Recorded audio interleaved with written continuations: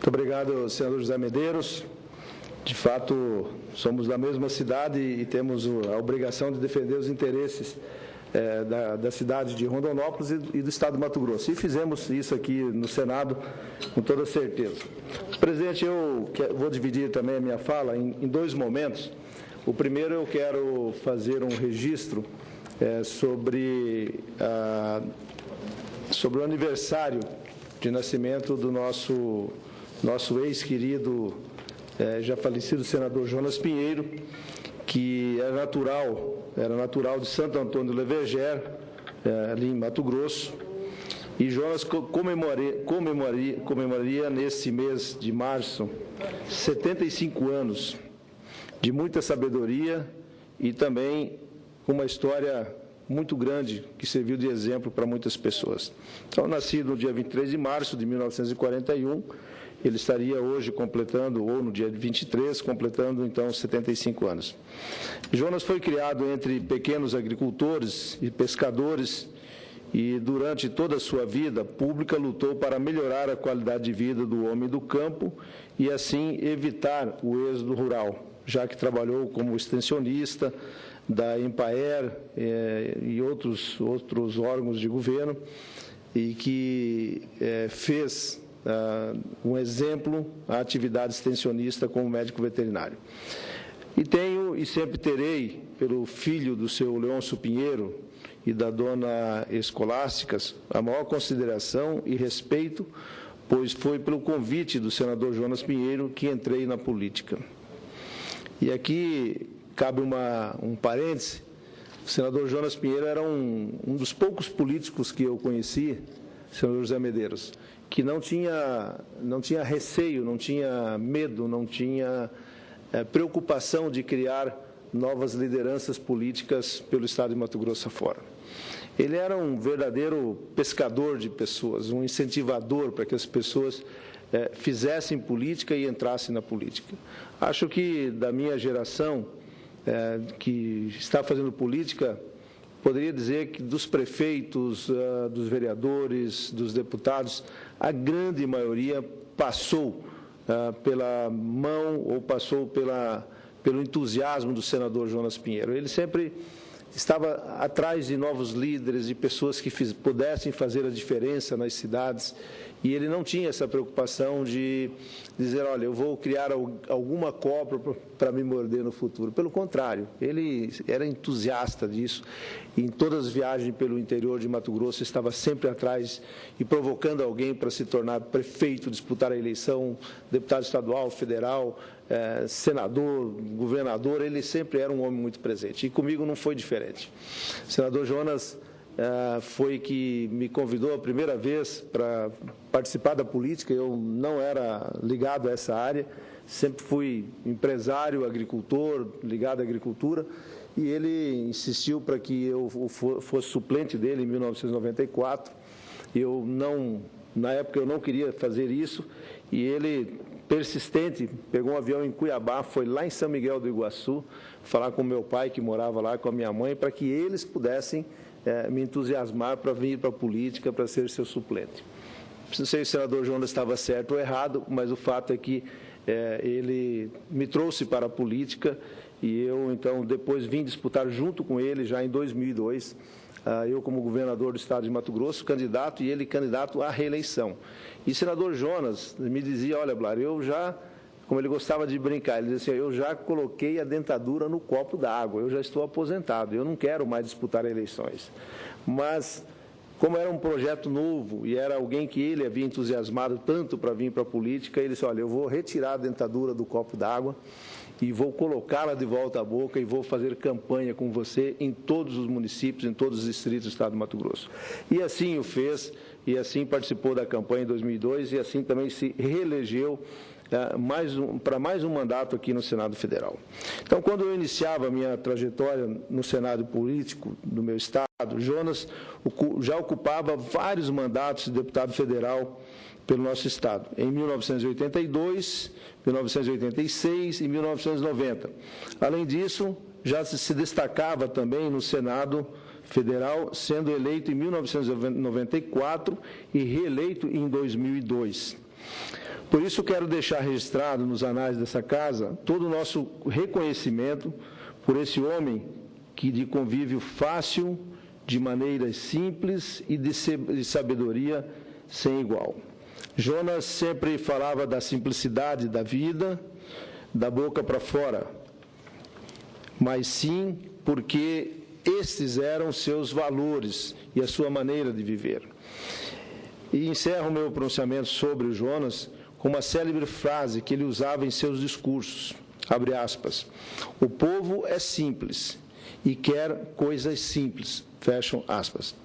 E é exatamente isso, temos que lutar aqui na casa pelas coisas simples que mudem e alcancem efetivamente a vida das pessoas. Nossos sentimentos à guerreira Celcita Pinheiro, esposa e companheira inseparável do saudoso Jonas, que também seguiu a carreira política dando a sua importante contribuição ao nosso Estado como deputado federal. E que Deus abençoe, então, o senador Jonas Pinheiro, aonde ele esteja hoje, mas o fato é que nós aqui estamos reverenciando a data do seu nascimento, que completaria, então, no dia 23 desse mês, 75 anos. Muita saudade. Jonas deixou uma lacuna enorme na política mato-grossense.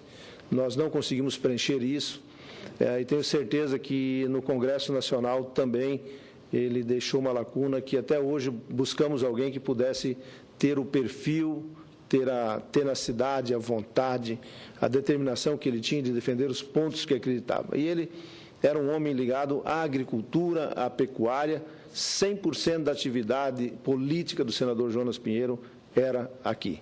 Tanto é que quando chegou no Senado Federal, à época nem tinha comissão de agricultura aqui e após a sua vinda para cá, ele e outros parlamentares acabaram criando essa comissão, que hoje é uma comissão e que é presidida pela senadora Ana Amélia, uma comissão muito importante onde discutimos os principais pontos da agricultura e da pecuária brasileira. Então, quero deixar aqui a minha saudação a toda a família do senador Jonas Pinheiro, todos os seus amigos, todos aqueles que gostavam e amavam sinceramente o senador Jonas Pinheiro, como disse aqui, era um homem extremamente simples, participativo e que gostava de todos, mas com certeza todos gostavam dele também.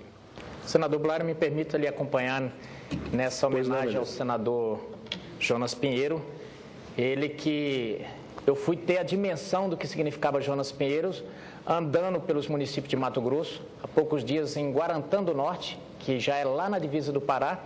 Veja bem que já vai para quase uma década de falecimento do senador Jonas Pinheiro. 2008 ele já foi. E eu falando para algumas pessoas simples, mas quando eu falei no nome do senador Jonas Pinheiro, as pessoas aplaudiram. Eu pude ver o quanto ele representava para aquela gente e o quanto ele representava tão bem aquele estado de Mato Grosso. Então, parabéns a Vossa Excelência por trazer a lembrança desse grande mato-grossense, desse grande brasileiro chamado Jonas Pinheiro. Muito obrigado, senador Medeiros. E a segunda parte da minha fala hoje, senador Medeiros, vai também na linha do que Vossa Excelência fez seu pronunciamento hoje à tarde. Eu fico lendo bastante e ouvindo bastante os argumentos que aqueles que defendem o governo têm nesse momento. E talvez o único argumento que possa ser trazido à discussão é a questão se é golpe ou não é golpe, um julgamento pelo impeachment da presidente Dilma. Eu sou daqueles que não sou jurista, mas tenho sensibilidade, tenho a possibilidade de avaliar as pessoas, o momento e o que as pessoas pensam. Eu penso que, quando vejo vários ministros do Supremo Tribunal Federal se manifestarem dizendo que não há golpe, há sim, nesse momento, todas as condições, está previsto na nossa Constituição o julgamento ou o processamento e o julgamento da presidente através dos instrumentos que nós temos hoje, portanto, não há qualquer ilegalidade. Foi aceito esse processo na Câmara, ele está em andamento na Câmara e ele virá para o Senado. Então, penso que o governo, ou pelo menos aqueles que trabalham com o governo, que defendem o governo, não deveriam criar, nesse momento, uma situação mais conflitante do que já está no país, dizendo e propagando que é um golpe. Não, não é um golpe, é um processo político que vai ter o seu final. Ou permanece a presidente, e aí, em permanecendo a presidente, a própria oposição, nós que estamos na oposição, teremos que reavaliar as nossas posições, porque aí ela se legitima nesse momento no cargo, e nós teremos que fazer com que o país ande até 2018, porque temos a oportunidade de uma janela de troca de presidente agora, com o processo de impeachment, ou em 2018, quando teremos uma nova eleição. Mas eu gostaria de dizer, senador Medeiros, que golpe, para mim, não é a questão do impeachment. Golpe foi o que foi feito nas eleições de 2014. Quando o governo veio para a reeleição, a presidente veio para a reeleição, e numa proposta de governo, numa proposta de continuidade das coisas que estavam andando, e mostrando para uma direção, e ao ganhar as eleições, muda totalmente a direção e reconhece que a situação não era uma situação tranquila. Situação essa que por muitas vezes nós na Comissão de Assuntos Econômicos, eu participei ativamente dessa comissão, vários outros colegas também, quando vinham aqui ministros, principalmente ministro da Fazenda, presidente do Banco Central, ministro do Planejamento, em várias oportunidades, nessa época, em 2013 ainda e 2014, questionávamos o governo dos seus números, daquilo que ele vinha dizendo e propagando, e que, na minha avaliação, as coisas não eram tão claras, me pareciam que nós tínhamos divergências nos números, mas a posição dos ministros e dos técnicos de governo sempre foram muito fortes, sempre foram muito convincentes de que aqueles números eles eram números corretos e que a economia brasileira iria andar em ritmo acelerado, em crescimento acelerado, mesmo após as eleições de 2014. Quando mal terminadas as eleições, então nós fomos colocados em nosso conhecimento, em conhecimento da nação brasileira, de que o Brasil, que o nosso país, a nossa economia, não tinha condições de levar adiante aquilo que estava sendo dito, que uma meia volta deveria ser feita e de que as coisas deveriam ser mudadas. Mas o interessante é de que nas primeiras reuniões, ainda como líder do meu partido, o PR, e que é base, ainda hoje é base de governo, que participei em muitas das reuniões junto com outros líderes, nós insistimos já no começo de 2014 de que o governo deveria fazer um reconhecimento público de que aquilo que ele dizia e propagava nas eleições de 2014 não era correto.